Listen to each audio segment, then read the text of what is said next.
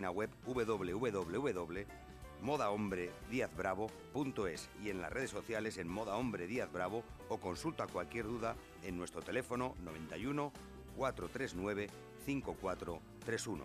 Díaz Bravo, en Arroyo de las Pilillas número 8, en el barrio de Moratalaz, al servicio de la elegancia masculina desde 1970.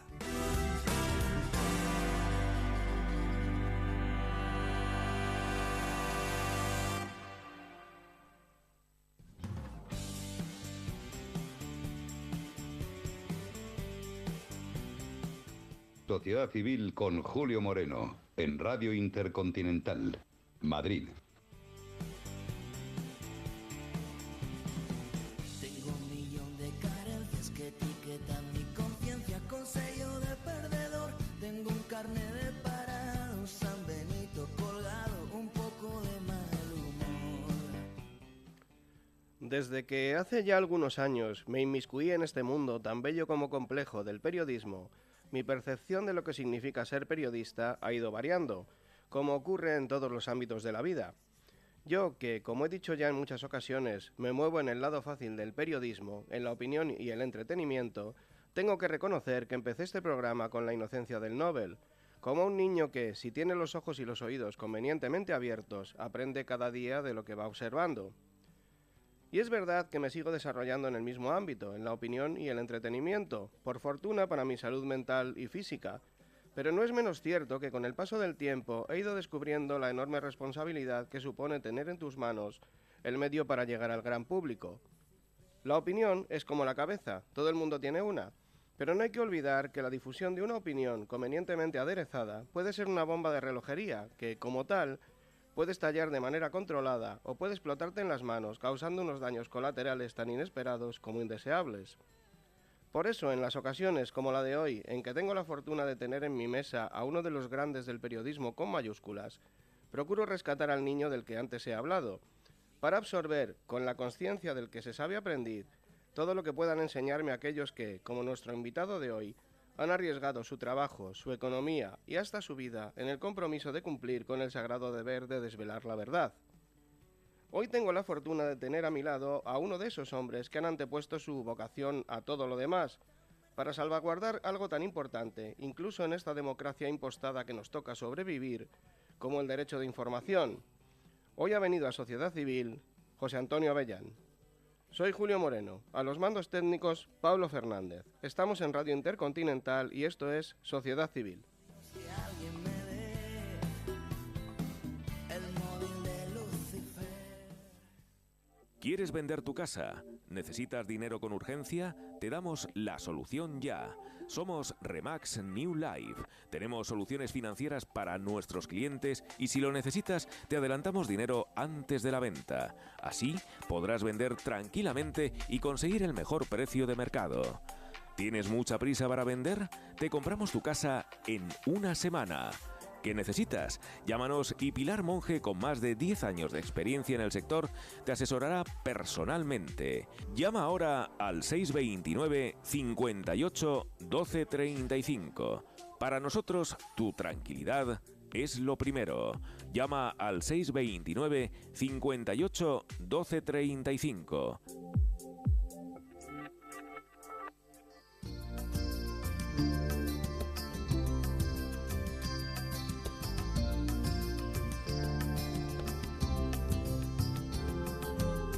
Hoy dice el periódico que ha muerto una mujer que conocí,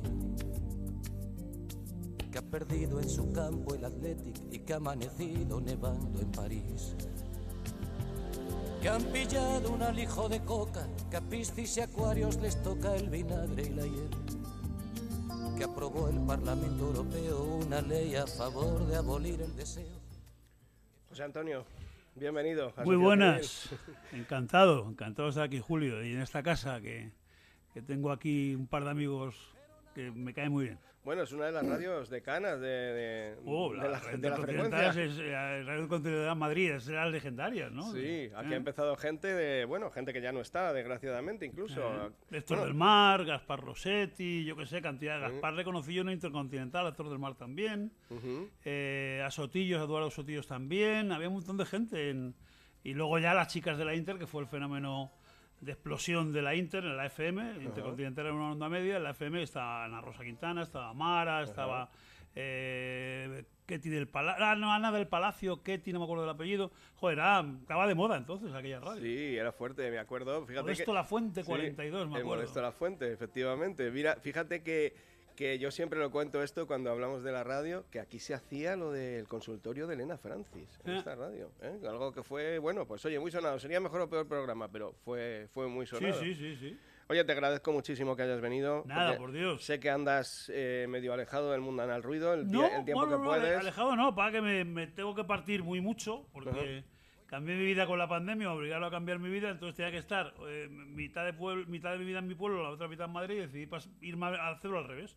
Me voy a vivir al pueblo, pero bajo a Madrid 2 o 3 días a la semana. Claro, ¿no? vienes a Madrid pues de hobby, por así decirlo. Sí, Hombre, de hobby no, pero vives y cada allí. vez con menos ganas, que está el tráfico imposible. Le he dado al alcalde por hacer todas las obras juntas y es imposible. Además, yo que debería entrar por la carretera de Extremadura y eso ya hasta dentro de 4 o 5 años, olvídate. Claro, sí, no me acuerdo si fue Bruce Springsteen o alguien similar que dijo una vez, dice, Madrid es precioso, el día que encuentren el tesoro, dice, va a ser una ciudad fantástica. Es que pero claro, está siempre levantada. No sé si es por las elecciones, no sé si es por la Fórmula 1, pero se han puesto a hacer todas las obras gordas, además gordas a la vez. Sí, es verdad. Bueno, a ver, Madrid es una ciudad muy grande, somos muchos.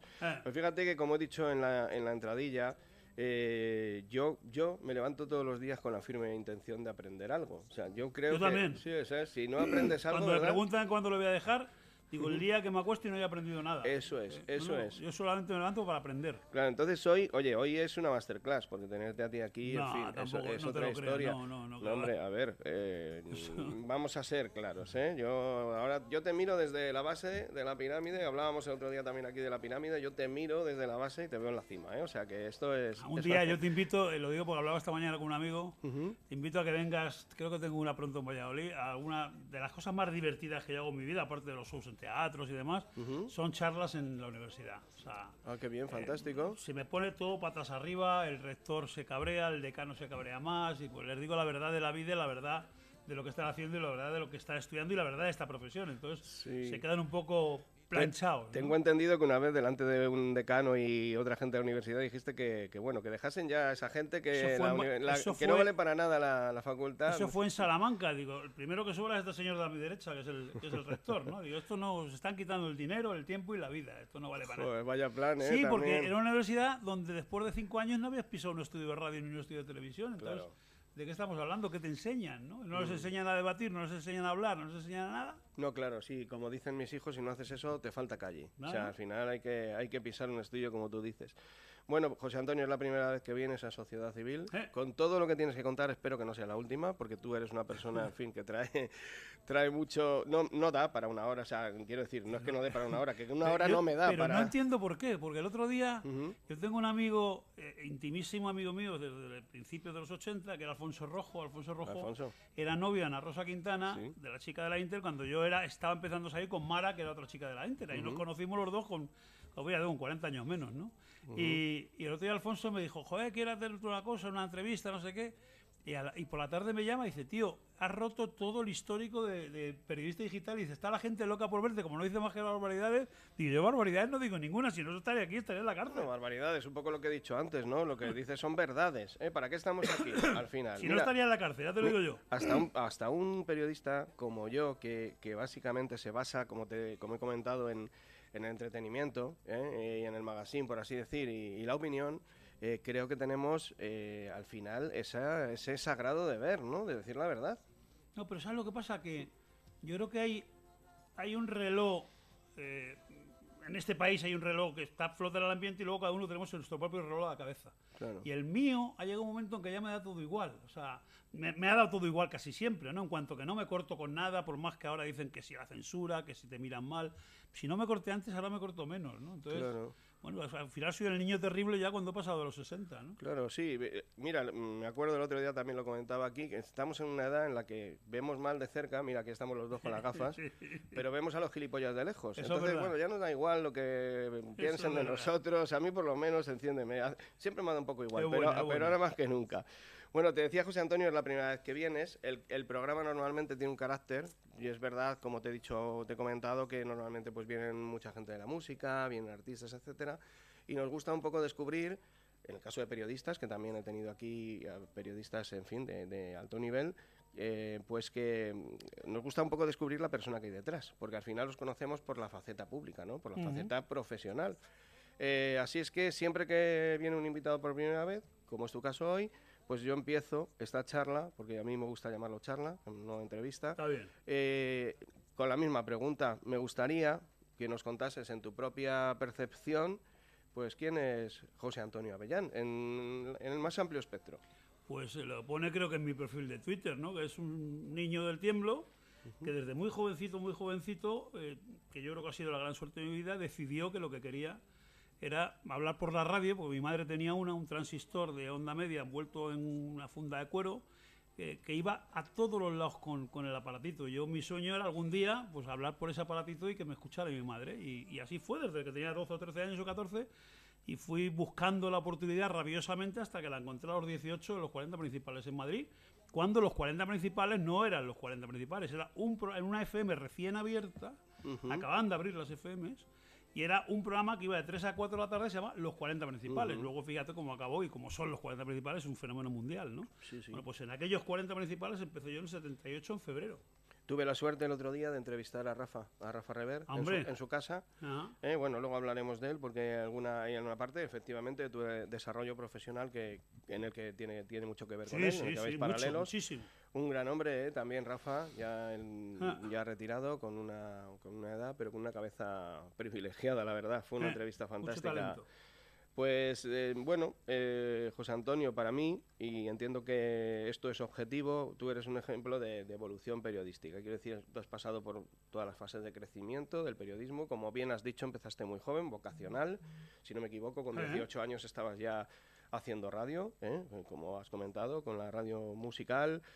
En fin, has pasado, pues como te digo, por todo tipo de radio, has hecho música, has hecho informativo, has hecho deportes, años, ¿sí? Has hecho un poco de todo. Sí, todo, sí. Pero fíjate que creo, si no me equivoco, y creo que no me equivoco, para mucha gente de nuestra generación, lo primero que se nos viene a la cabeza cuando oímos José Antonio Avellán sigue siendo Tocata. Puede ser, fueron 3 años. Bueno, algo debe haber de cierto, porque a día de hoy todavía te levantas y te acuestas en televisión con programas en los que en medio programa estás sujetado en el Tocata de aquel entonces, ¿no? Yo algunas veces se lo he dicho a Rosa María Mateo, se lo dije, al antiguo director general de Televisión Española también, digo, ¿de verdad no tenéis más cosas que emitir que programas de Tocata que acabaron en el 87? El Tocata va del 84 al 87. Claro. Y todos los días, en los cachitos de no sé qué, cobre y plomo, en no sé qué, érase aquella vez, en todos aparece Tocata, sábado, domingo, el lunes, en prime time.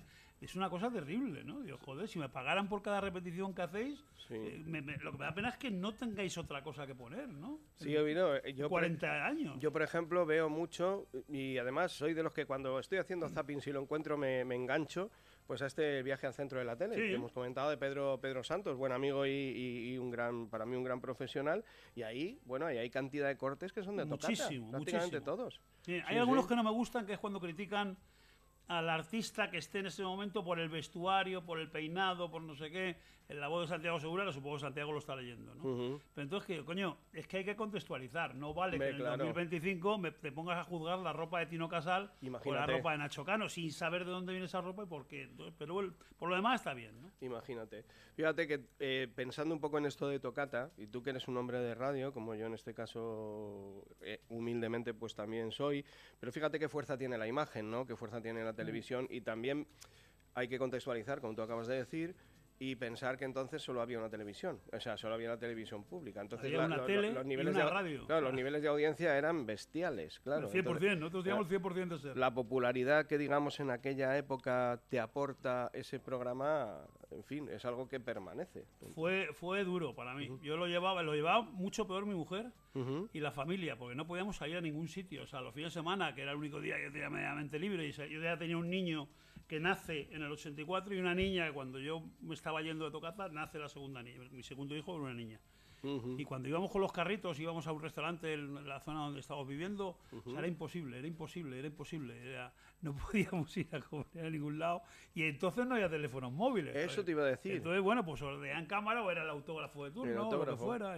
No, pero bueno, yo siempre lo asumí, nunca, jamás me ha molestado. Yo soy de los que he firmado libros en la Feria del Libro hasta que se han acabado los libros y he estado hasta el último siempre, ¿no? O sea, me encanta. Yo creo que se lo debo todo a la gente que está ahí. Y no seré yo el que diga, oye, ya está, no me apetece, no me gusta. Al final yo creo que un 95% de la gente, por poner un porcentaje, se acerca con cariño y con admiración. Sí. Porque realmente, pues oye, se acerca a ti porque te escucha, porque te conoce, porque tal. Bueno, siempre hay alguno que a lo mejor se puede salir un poco de tono. Pero lo que es difícil coordinar, yo ahora hago un show de teatro, monólogo que lo hago, he hecho unos 40 años más o menos. Entonces, al final, yo lo aprendí de los mayores, de los que saben, de Goyo Jiménez, de Miguel Ángel Rodríguez. Al final lo mejor es, en vez de salir por un sitio o salir por el otro y ir firmando a trompicones, dice, mira, vamos a hacer una cosa, yo cuando acabe me pongo aquí, donde me digan en el teatro, y hasta que no se vaya el último yo no me voy, ya está, pero por favor, lo único que os pido, mantener un orden, porque si no, no vale que yo me ponga si me rodeáis por 20 sitios y no sabemos nunca cómo acabar esto, ¿no? Sí. Pero bueno, a mí me gusta, me gusta y me entretiene. Sí, al final te tienes que entregar, ¿no? Es un poco... no pasa dormir con el enemigo, es así. No pasa nada. Pues fíjate que cuando tú empiezas Tocata, que hablábamos que te aportó esa popularidad desmesurada de la que estás hablando, tú ya venías de Radio Madrid, de ser disc jockey en los 40, como has comentado, de hacer Super Baby en Cadena Ser. Empezaste muy joven, como hemos dicho, pero empezaste fuerte. Tú ya de entrada empezaste por la puerta grande, por así decir. Yo empecé tan fuerte, que eso no sé si te lo contó Rever, cuando a los 6 meses, 8 meses de que me dieran ya un premio, yo empiezo en febrero y en verano me da un premio que el país creo que lo sigue manteniendo, que es con quién te tomarías una caña en verano. Entonces, que eso lo ganaban siempre gente de radio y televisión. Bueno, pues el año pasado lo había ganado Gabilondo y ese año lo gané yo. Yo llevaba 6 meses en la radio, yo no entendía nada. Entonces, eso coincide con un día, también lo cuento en el show, que me van persiguiendo por los pasillos, que tengo que ir a ver a Caja, que tengo que ir a Caja. Y yo no iba a Caja porque pensaba que todo el mundo me vacilaba y bromeaba conmigo.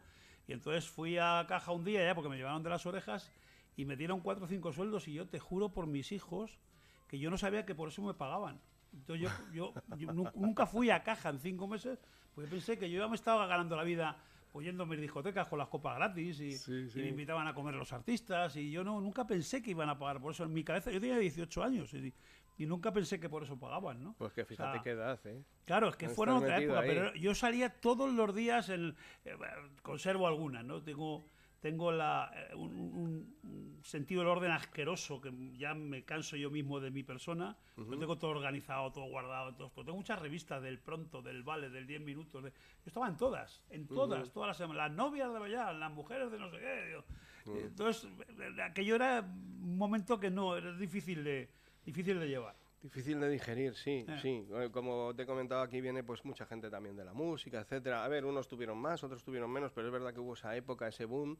Y yo siempre lo pregunto, digo, joder, y ahora puedes salir a la calle, pero entonces no podías, o sea, Fíjate que no había teléfonos móviles, entonces hubiera sido imposible. Ahora todo el mundo llevamos una cámara en el bolsillo. Y bueno, mira, hablábamos de Rever. Y que bueno, tú has tenido una ligazón a lo largo de los años en determinadas etapas con Rafa, pues como hemos dicho, empezaste en los 40 principales. Estoy en los 40 desde el primer día hasta que me voy, que él sigue, y luego él se va a COPE y yo voy a COPE también, que vengo de un año sabático que tenía, y acabé la carrera en Estados Unidos, y entonces él se va a COPE y yo aparezco en COPE semanas más tarde. Pero fíjate que he oído que en aquella época, como tú dices, que eras tan joven, supusiste una revolución, en cierto modo. A mí Rever me echa. Eso te quería preguntar. Rever me echa. O sea, yo entro en una radio recién abierta de FM, que era Radio Madrid FM, que no existían las FMs, que no había aparatos, había muy pocos entonces.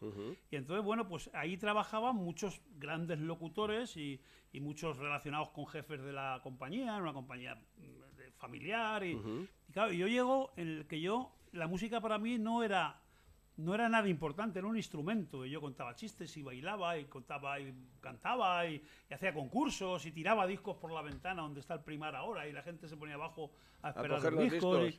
Entonces, claro, hay un momento en que Rafael Rever me llama cuando yo estaba en el momento más esplendoroso de mi vida profesional. Llevaba apenas un año. Y me dice Rafael, dice, siéntate, y dice, tengo que hablar contigo. Dice, mira, tengo que echarte hoy de la radio. Entonces yo lo cuento, el show mío lo cuento. Digo, ¿por qué? Dice, mira, porque eres excesivamente bueno, porque no puedo hacer comprender a mis jefes de que tiene que ser esta la línea y no la de los muermos que tenemos de 40 años presentando discos. Y yo quiero tener 6 como tú. Dice, pero no es el momento. Entonces, si yo empiezo esa guerra ahora, te van a echar a ti y me van a echar a mí. Entonces yo te prometo una cosa. Tú quedas despedido hoy y tienes mi palabra de honor que en 6 meses estás con el mismo horario y con el mismo dinero. Y en 6 meses cumplió y volví con el mismo horario y con el mismo dinero. Sí, que además que tengo y ahí es cuando ya sin parar para arriba. Tengo entendido que esos 6 meses aprovechaste para formarte en Nueva York. Fui a Columbia, fui a Columbia, Nueva York. Y ahí... Cosa que no le agradeceré suficiente jamás. Claro, eras muy joven y ampliaste encima tu formación. Luego con Rafa también estuviste... yo creo que el artífice de que asumieras la dirección del Gran Musical. Sí. Yo, el Gran Musical ya lo presentaba cuando me echan, no me acuerdo, yo creo que sí. Yo creo que ya lo presentaba, sí, o justo cuando volví, pero sí, tuve que hacer una musical, hasta que él lo dejé me quedo ya solo yo, ¿no? Él lo dirigía, yo lo presentaba y al final yo dirigía y presentaba ya al final de los tiempos. Fue un programa, y una serie de conciertos que ibais por todas partes. Concierto más grande de Europa, eso está en el Guinness, es un gran musical en Valencia con Inhumanos, 674.000 personas. Madre mía, qué locura. Domingo por la mañana. Qué locura, madre mía. La Huerta de Casa Ricardo. Avenida Ciudad de Barcelona número 5, junto a la Basílica de Atocha. Especialidad en calçots, escalivada, esqueixada. Todo con nuestros productos naturales de temporada. Con una larga tradición en Madrid en la elaboración de arroces como nuestro caldero con gamba roja. Cocina de temporada. No te vayas sin probar un tomate con sabor a tomate, acompañado de nuestro bonito en escabeche. La Huerta de Casa Ricardo. Avenida Ciudad de Barcelona número 5, junto a la Basílica de Atocha. Reservas en el 91-433-7525. La Huerta de Casa Ricardo.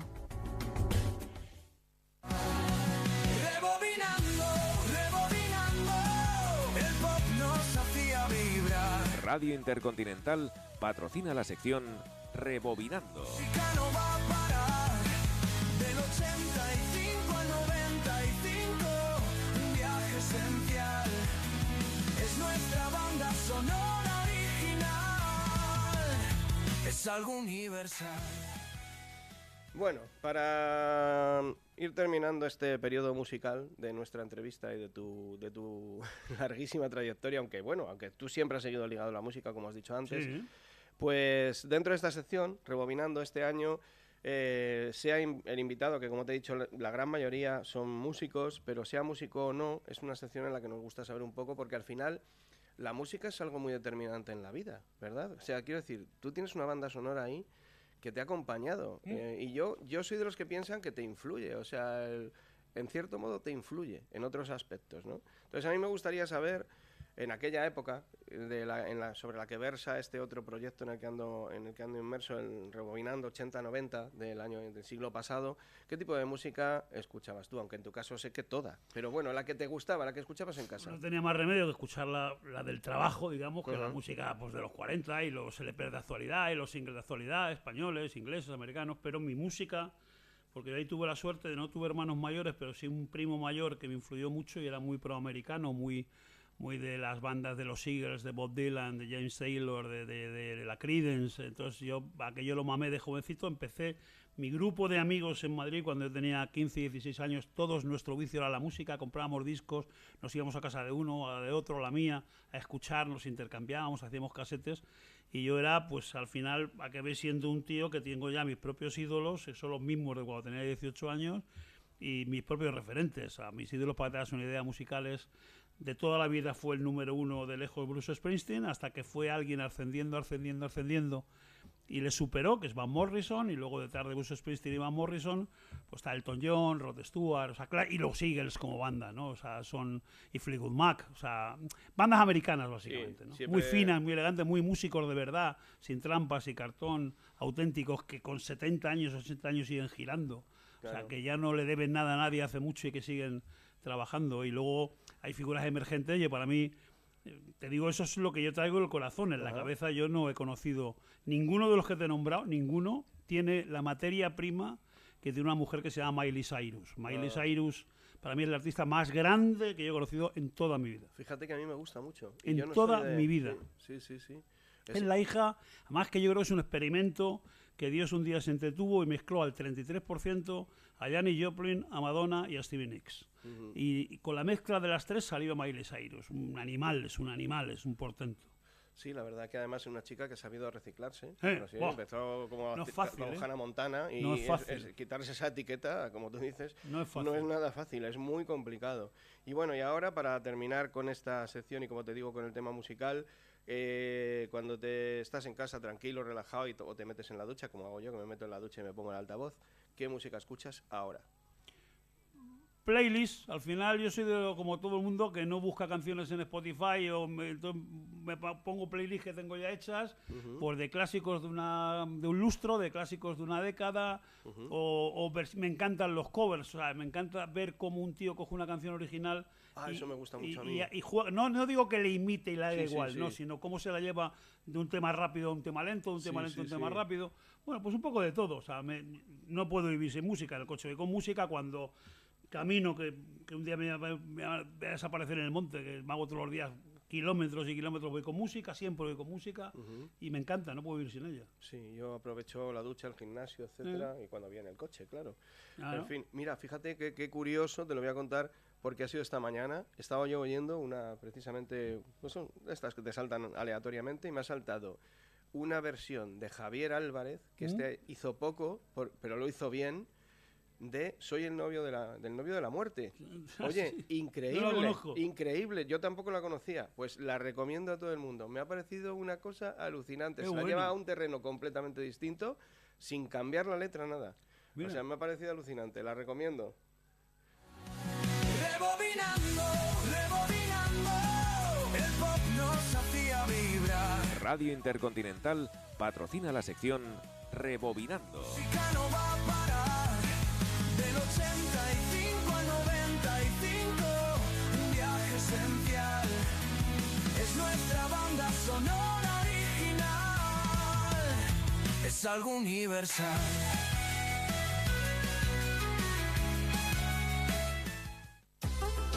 Taberna de Gusta, tu taberna en el barrio de Salamanca. Disfruta de un ambiente informal en Francisco Silvela 83. Comienza el día con sus desayunos de lunes a viernes o acude a probar su gran variedad de tapas y su carta de vinos, vermut y deliciosa cerveza. Degusta sus 14 variedades de tortillas caseras o cómete unas croquetas como las que hacía tu abuela, pulpo gallego a la parrilla, carne roja trinchada, gambones en tempura y salsa kimchi, torreznos de Soria y muchas más tapas elaboradas con la profesionalidad de Jorge Verdúguez y su equipo de trabajo. Celebra tus reuniones con amigos, con familia, en su acogedor comedor y disfruta del mejor tardeo con sus combinados premium. Reservas en el 91 025 71 53, 91 025 71 53 o en www.tabernadegusta.com.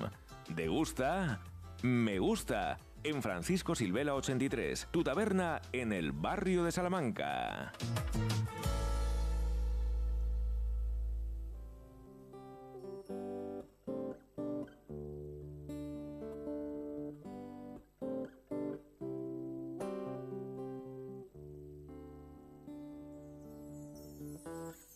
Desnudo al sol, mientras el mundo se derrumba a mi alrededor. Desnudo al sol, no hay por qué pedir perdón.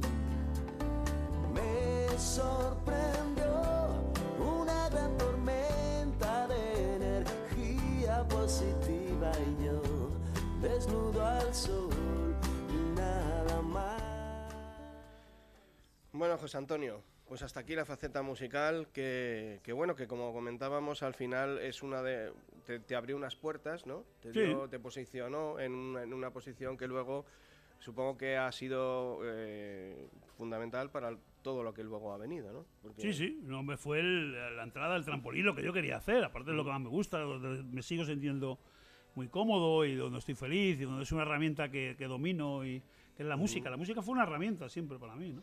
Sí, la verdad que al final, como he dicho antes, incluso en tu vida, a mí la música es que me influye el estado de ánimo, por ejemplo, y muchas veces incluso la faceta creativa, ¿no? En el sentido de lo que tú estés haciendo. Bueno, como hemos dicho, tú te has desarrollado en multitud de ámbitos periodísticos. Es imposible enumerar aquí todos los medios en los que has estado, todo lo que has hecho. Bueno, medios he estado en 2 prácticamente, sí, nada bueno, más. O sea que... Sí, pero bueno, los programas que has desarrollado, etcétera. Sí. Por ejemplo, mira, fíjate, hablábamos antes de que Toccata fue un precursor, pero por ejemplo, el show de La Jungla, bueno, el tema, más que La Jungla, el tema deportivo, es precursor, por ejemplo, yo, a mi modo de ver, y creo que estarás de acuerdo, de ahora este programa que tanto se habla del Chiringuito. Sí, o sea, pero tú fuiste antes es cuando yo dejo los 40, es porque yo había estado en Estados Unidos y había un fenómeno emergente, se llama Morning Zoo, que es la locura de la mañana, en la que se combinaba la información con la risa, con el humor, con las bromas, con la música, con el directo. Y yo creía que era el momento de hacer eso. Y fue lo que hice, que es el Bienvenido a la Jungla, que arrancó en Cadena 100 y donde conseguimos cifras. Piensa que en el año 95, sumando todas las radios de España de FM, de las radios de FM, todas juntas tenían menos audiencia que nosotros. Sí, lo sé. Y luego todas tuvieron que claudicar, y todas, empezando por los 40, fue la primera, que hizo Anda Ya, luego en M80 estuvo Pablo Motos, luego hubo más Puma, o sea, todas hicieron un Morning Show, que era un programa de humor, con música, no sé qué. Ese fue el primer formato que no era mío, que yo le había traído a Estados Unidos, y luego sí el del deporte, cuando la COPE tiene la desgracia de que García abandona la COPE un 12 de agosto, y el Consejo de Administración me propone asumir la dirección de deportes. Yo dije, mire, pero yo no sé hacer de García, ni de La Morena, me gusta el deporte, yo creo que puedo hacer algo divertido y entretenido, y entonces me inventé un espectáculo, un show en el que había comentaristas de camisetas, había ex-entrenadores, ex-árbitros, ex-futbolistas, y había en una cosa que le llaman coral. Entonces eso no existía, porque acuérdate, estaba García hora y media hablando sin parar, y de La Morena hora y media hablando sin parar, y de vez en cuando, muy de vez en cuando, una entrevista. Entonces, claro, y cuando yo meto humor encima con una sección concreta de humor que se llama El Radiador, aquello fue, pues eso es lo que hacen todos hoy, en la COPE, en la SER, en el Chiringuito, en Onda Cero, o sea, al final han acabado todos haciendo eso, ¿no? Sí, por eso. O sea, tú ahí fuiste, como te digo, el precursor, el que trajo eso, que como dices, lo trajiste de fuera. Le pasó un poco a Rafa, que hablábamos de él, con los 40. Es una idea que trajo de fuera de España. Al final, oye, también todos nos movemos así. Adquirimos ideas de todos los inputs que tenemos, ¿no? Y lo importante fue saber importarlo aquí. Y has hablado de la COPE, y yo quería saltar, como decía, has hecho muchas cosas, pero yo quería saltar a una fecha, que es diciembre del 93, creo, si no corrígeme, en el que bajo la dirección de Eugenio Galdón, la COPE, o bueno, indirectamente te ficha para Cadena 100, ¿no? Para relanzar un poco esta... Yo creo que no, creo que fue el 92. 93 tenía yo, pero bueno, 92. puede ser 92. Navidad del 92, sí. Perfecto. Sí. Y como has dicho, en el 95 te lleva a ser líder de audiencia, que tenías más audiencia tú que todos los demás sumados. Es una cosa increíble. Y luego hicimos el show en Palacio de Deportes, que empezamos en el 96, y vendimos entre el 96 y el 97, cosa que no se ha superado todavía, 2 millones de tickets. Qué barbaridad. 2 millones. Hicimos 7 palacios de deportes, 4 plazas de toros en Valencia seguidas. O sea, fue una cosa espectacular. Lo pasamos muy bien. Sí, una burrada, la verdad. Esta mañana hablaba con un amigo por teléfono y me decía eso. Dice, yo fui a ver un concierto de aquellos, joder, hacían unos espectáculos y tal. Había el patrocinador nuestro, era San Miguel, no, Águila, cerveza Águila, entonces. Claro. Y entonces, porque el tío era súper fan, el consejero era súper fan nuestro, y nos patrocinó la gira. Y entonces, los jefes decían, pero si esto no lo conoce nadie, me refiero, esto es nuevo, es un show nuevo, arrancaba, nunca habíamos hecho nada. Y entonces hicieron una encuesta, yo me enteré al quinto o sexto show, a los 2 meses, hicieron una encuesta a la entrada y a la salida de los palacios de deportes, y porque empezamos de palacio de deportes y campos de fútbol ya, y palacios de toros. Empezasteis a lo grande. A lo grande. Entonces hicieron una encuesta en la que a la entrada le decían a qué venís, y a la salida le decían qué tal lo habéis pasado. Entonces, en la que venís, ninguno sabía lo que iba a ver. Yo pensaba que iba a haber un programa de radio donde iba a hacer yo bromas telefónicas con un teléfono o algo. Cuando entraban y veían ese monstruo de espectáculo y de montaje que teníamos, y luego a la salida salían enloquecidos porque nadie sabía lo que iba a ver, nadie. Fantástico. Y salían muertos de risa y sudando como pollos, ¿no? Oh, qué bueno. Ese factor sorpresa que, joder, que estamos perdiendo, con tanta información, tanta red social y tanta leche. Estamos perdiendo ese factor sorpresa. Y luego aquí, como tú has dicho, en el 2000 empiezas con los deportes, que es, por así decir, también un giro en tu carrera. Te pasas del tema más me atropellaron, pero bueno, encantado, me dejé atropellar. Y empiezas con una experiencia bonita. El Tirachinas, que fue un programa mítico en la radio que deportiva. Aportó mucho, que inventó mucho y que creció mucho y que como yo siempre digo que lo malo de la Copa y lo malo mío es que empecé demasiado tarde. Yo ya tenía 40 años. Y con 40 años estás casi de vuelta de todo. Entonces, claro, yo no me iba a meter con nadie, pero tampoco me iba a callar. Entonces, según vamos creciendo, y yo tengo ya... La radio deportiva estaba comprada toda prácticamente. Ya no había, ya no investigaban, ya no... En un fichaje no importaba quién se iba a las comisiones, porque siempre estaban todo más o menos como apañados, ¿no? Entonces, a mí me llamaba la atención un montón de cosas y yo... Empecé a meterme en líos y empecé a meterme en líos gordos con presidentes de comunidades autónomas, con Nacho González en Madrid, con presidentes de equipos, con presidentes de federaciones, con presidentes... Yo con el secretario de Estado, con el ministro Rubalcaba, el secretario de Estado Isabesky, todo esto me llevaron a juicio. Nunca ganaron ninguno, jamás en su vida me ganaron ninguno. Entonces, claro, ya el remate fue lo de Calderón al final, lo de Ramón Calderón, cuando eso quería preguntarte. Pues, y eso fue ya la mundial, ¿no? O sea, fue la repanocha.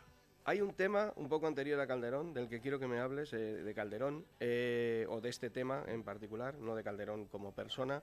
Llega 2010 y aquí hay un giro total y COPE pues prescinde de tus servicios de la noche a la mañana. Y se abre una etapa que yo, estudiando un poco tu trayectoria estos días, digo, joder, esto es como un mal divorcio, de estos que te divorcias, pero que sigues ahí unido por lo que sea, porque no te equivoques, yo te lo explico, es lo que dicen ellos, claro, es mentira. El último juicio lo has tenido, salió hace unos meses. Sí, y lo he ganado todos, o sea, he ganado porque no los pongo yo, pues los ponen a mí. Hablamos de 2025, sí, pero no los pierdo, o sea, no he perdido ninguno. Cuéntame un poco el caso. No, pero no fue así, no es así. No, mira, COPE me echa por una razón, porque COPE se encuentra que el anterior presidente de COPE, Coronel de Palma, había firmado el equipo de Paco González y de Lama y que estaban en la calle, que había sido despedido Paco González de la SER, les había firmado para septiembre de 2010.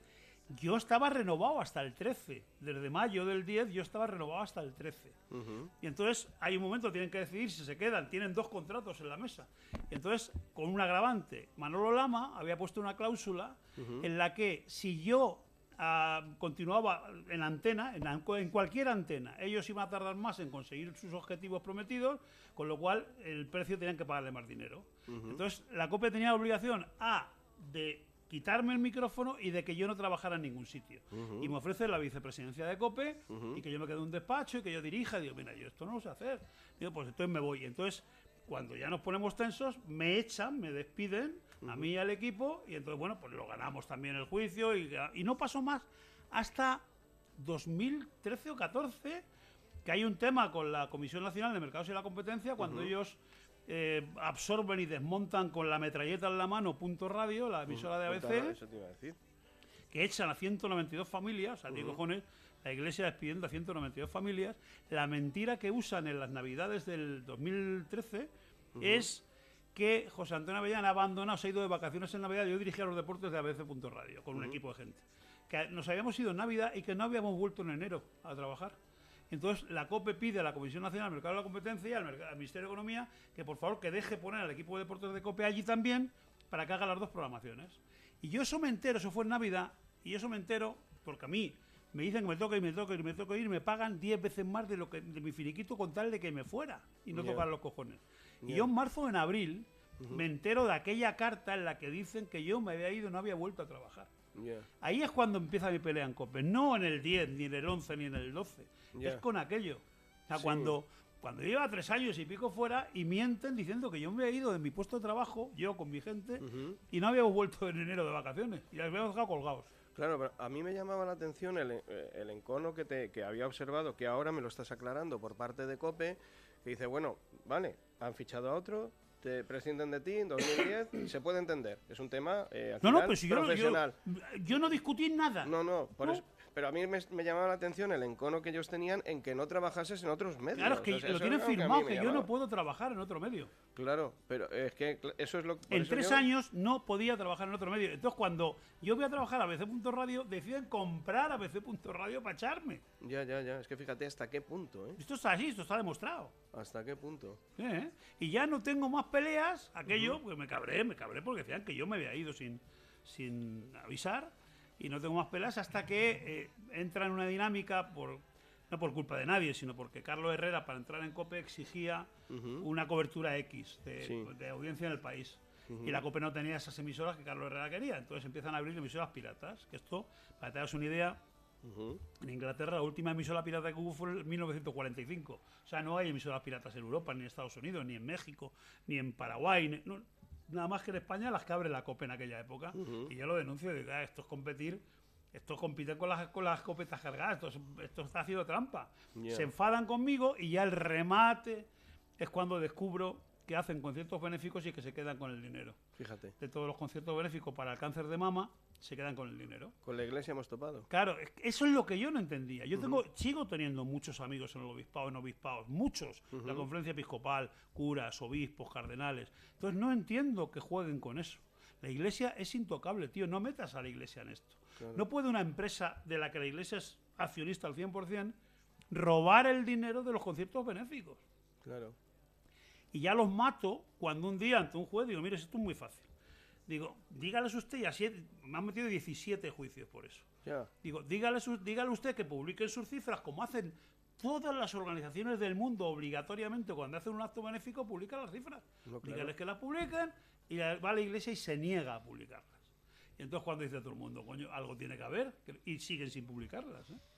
Fíjate, eso es un escándalo mayúsculo, ¿eh? O sea, no tuvo igual la repercusión mediática. Bueno, un escándalo mayúsculo es que vaya el defensor del pueblo en octubre del 23, que presente el informe de la zarzuela en el Congreso, en el Senado, que habían hecho sobre abusos de la Iglesia, que certifican, según ellos, yo no sé si es verdad o mentira, el informe aquel famoso, que era un tomo gordísimo, que la Iglesia había abusado de 400.000 menores en los últimos 20 años. A día de hoy no ha llamado nadie a declarar a nadie. Y a mí me dijo el obispo de Ávila diciendo, no tienen cojones a sentarnos en un juzgado, y no los han sentado todavía, ¿eh? Fíjate, hombre, sigue siendo un poder. No voy a decir el cuarto poder, porque el cuarto poder se supone que somos nosotros. El dinero es el más rico. Tiene más dinero la Iglesia que el Estado. Sí, nosotros somos el cuarto poder, que es el pobre, ¿no? Ya no existe en España el cuarto poder, joder. Bueno, y esto de la COPE, evidentemente te ha llevado, como has comentado, por un camino judicial, pero no ha sido el único hito que has tenido a lo largo de tu carrera, porque tú te has dedicado, como he dicho antes también, muchas veces a desenmascarar la verdad. Sí, muchas, y mira, es mi introducción en cada juicio. Mire, yo me he peleado con Rubalcaba, con Lisabeski, con el presidente de la Federación de Baloncesto, que acabó casi en la cárcel, con el presidente de la Comunidad de Madrid, con el presidente de la Federación, con presidentes de equipos de fútbol, o sea, con agentes de jugadores, con todos los que contaban la mentira, y yo tenía las pruebas y me hacía con ellas, pues bueno, pues al final digo que yo me he pasado, el año 2007 fue récord, estuve 224 días en el juzgado. Madre de Dios. 224 días, y nunca, jamás en mi vida he perdido un caso. Nunca. Fíjate, increíble, ¿eh? Nunca, no hay un caso como el mío. Pero al final han buscado también a lo mejor desgastarte, tanto psicológicamente como económicamente, buscarte las vueltas. Sí, no, es eso. El otro día, creo que era la otra crónica, decían que es imposible encontrar un tío con tantos juicios, con tantos premios, porque junto con Carlos Herrera soy el tío con más premios, cosa que no me ha hecho ilusión nunca en mi vida, ¿no? Pero dice que no, y iba sin trabajar desde el año 2011 o 12. O sea, yo trabajo en mis negocios que he montado yo y en mis radios que he montado yo. O sea, la COPE donde me intenten contratarme lo va a hundir. Claro. Fíjate que investigando, como te he dicho, un poco sobre todos estos temas, hay una cosa que a mí me llamó poderosamente la atención. de las cosas que has descubierto a lo largo de tu desempeño periodístico, y es lo del EGM, porque al final el EGM es algo que nos afecta a todos como medios, ¿no? Y tengo entendido que tú en una plantilla de 40 personas introduces 16 infiltrados, ¿es así? No, eran más de 40 y yo introduje 19. 19 infiltrados. Sí, el 19 se coloqué, sí. Pero fue una historia muy curiosa, porque el EGM toda la vida, yo llevaba fácil 10, 12, 15 años escuchando que lo manejaba la SER, que lo maneja la SER.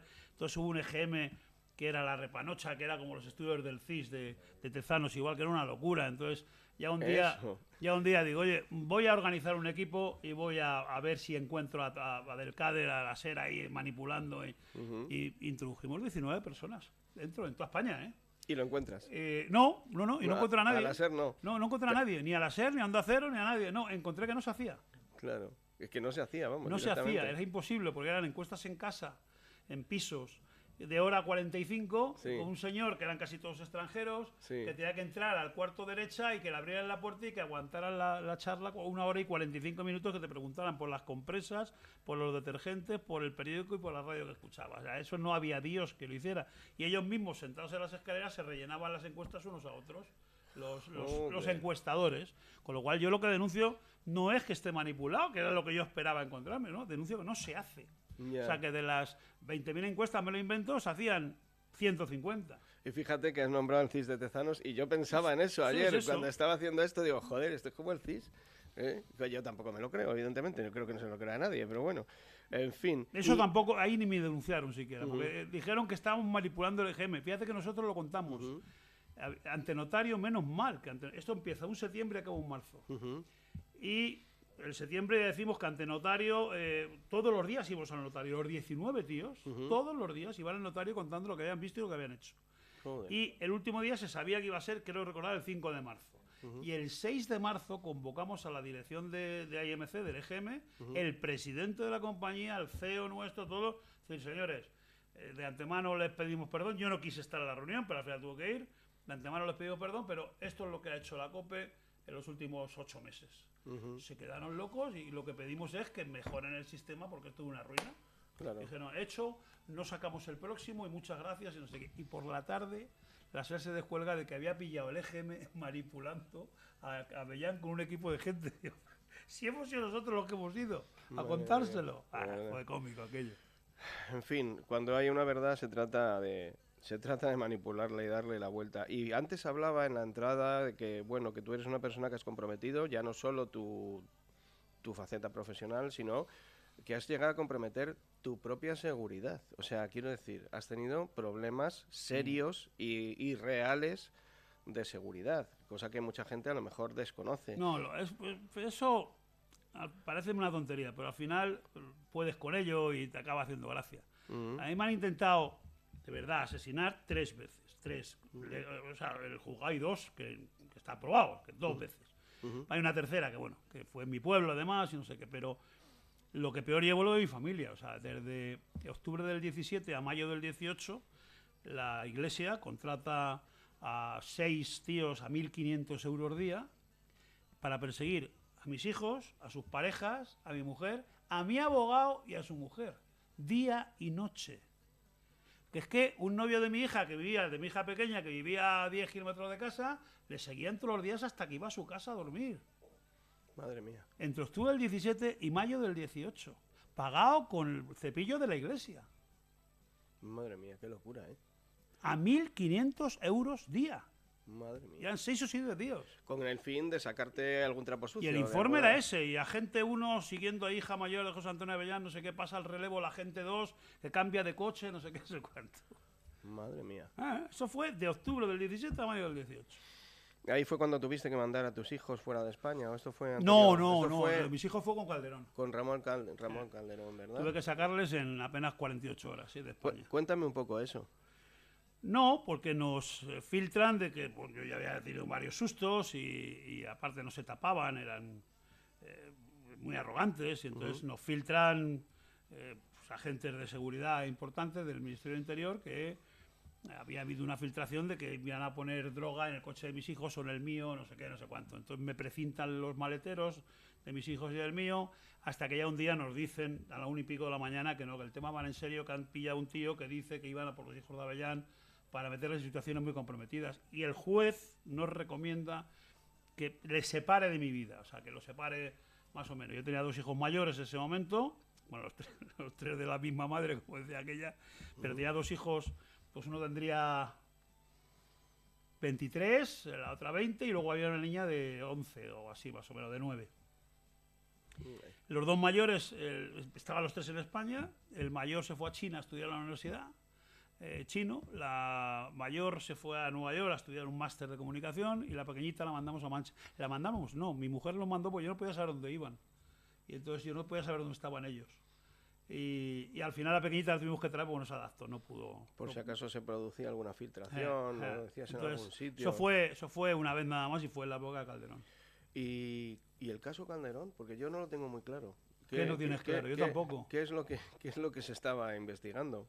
Hombre, que era mañana las elecciones. Y que mete la mano en la caja con todo su equipo directivo y que hacen barbaridades con la fundación, con las camisetas de Adidas, con las entradas de Champions, vendiendo dinero negro, evadiendo capitales. O sea, una barbaridad. Lo que yo todavía no sé qué ha pasado es con todo eso. Porque cuando Florentino gana, uno de los compromisos que tenía conmigo, entre otros, era llevar todo eso para adelante. Y al final todo se cae. Absolutamente todo se cae.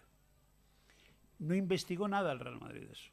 Yo lo entiendo. O sea, Florentino tiene la teoría de que lo que salpica a Calderón le va a salpicar al Madrid. O sea, no deja de ser el presidente del Real Madrid el que roba. Digo, si hubiera sido ese el caso, ¿no? Sí. Entonces, esa es la razón de Florentino, que joder, es que si yo iba a quitar el pedazo de cuadro que se hizo él como expresidente del Madrid, pues tampoco lo quitó, ahí sigue. Y bueno, y se la comió Florentino en contra de lo que prometió, y nos prometió a muchos que nos jugamos la mismísima vida. No como él, nunca mejor dicho. Nunca lo cumplió. Pero bueno, insisto, que con los años, que han pasado de eso, ya ha pasado ya 18, joder, no, de 18 del principio, 15 del final. Le entiendo que no lo hiciera porque él pensó que iba a ser dañino, que entrara en buscar la verdad, todo aquello, el Madrid iba a sufrir mucho. Sí, porque Florentino lo que quería en ese sentido, como tú dices, es salvaguardar a lo el mejor Madrid. El honor y la imagen de limpieza que siempre ha tenido el club. Es verdad. Pero claro, cuando eso sale a la luz, porque al final sale a la luz, o sea, eso salió a la luz. Sí, salió a la luz todo, sí. Pues hombre, al final de alguna manera te das cuenta que a lo mejor no ha sido la mejor opción, ¿no? Bueno, pues ahí está, no sé, ahora va a haber una serie que se va a hacer en plan bestia con aquella historia y va a ser Joder, fantástico. Sí. ¿Colaboras aquellos ahí? Años. Yo no quiero. Se va a basar en el libro que escribí sobre aquello, es un diario mío.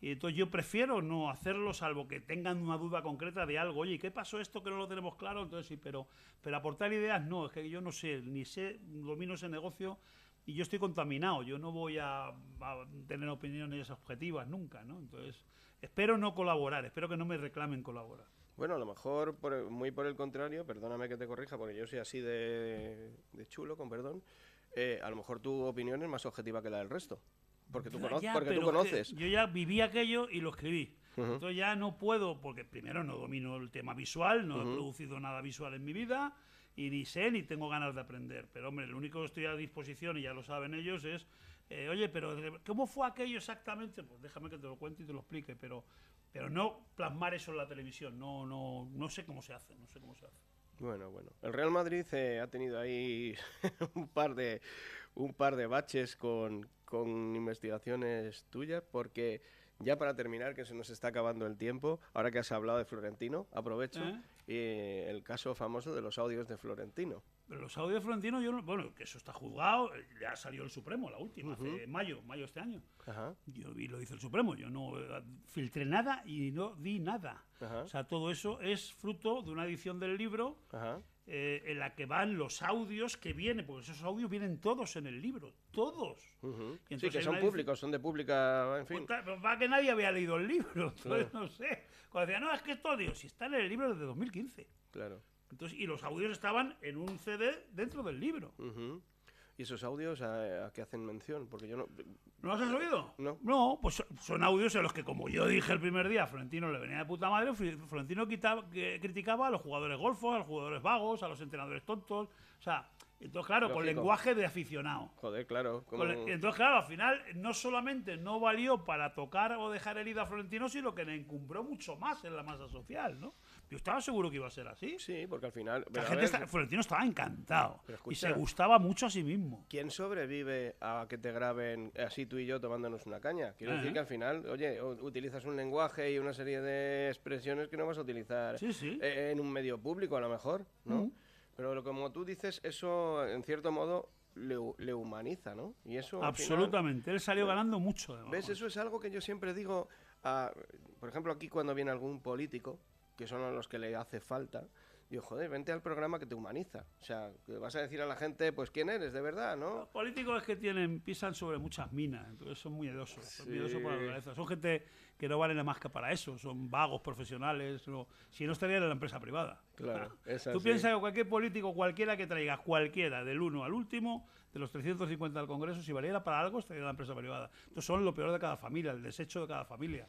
El que no valía para estudiar, no valía para trabajar, el vago, el que estaba metido en el alcohol, en las drogas, el puterío. Bueno. Ahí están. Bueno, ahora tendría que decir eso que se dice, el director del programa no necesariamente está de acuerdo, pero es que estoy de acuerdo, o sea, estoy de acuerdo con lo que estás diciendo. Esto es ley de vida, ninguno vale para estar en la empresa privada. Esa es la verdad. Bueno, pues José Antonio, ha sido un enorme placer tenerte aquí. Y el mío estar. Como he dicho, joder, una oportunidad para aprender. ¿Eh? No. Hoy me voy a acostar contento, voy a decir, algo he aprendido. Por lo menos lo tengo que asimilar, ¿no? Porque escucha lo que yo digo, pero no hagas lo que yo hago. Ya te lo digo, si quieres ser feliz. Algo he aprendido y ya te digo, para mí ha sido un placer. Y nuevamente te agradezco que te has venido a posta desde Ávila. No, pero ya me quedo aquí, hombre, ya aprovecho y me quedo aquí a hacer cosas. Pero has venido, sí, eso sí. Yo me quedo con eso. Bueno, y a ustedes recordarles que nos encontramos en las ondas todos los martes y los sábados a la 1 del mediodía y que si no pueden escucharnos en directo pueden hacerlo en nuestros podcasts, en la página web del programa www.socibil.es y en nuestro canal de YouTube @socibil_JM, donde además podrán descubrir cómo se hace el programa desde dentro. ¡Feliz semana!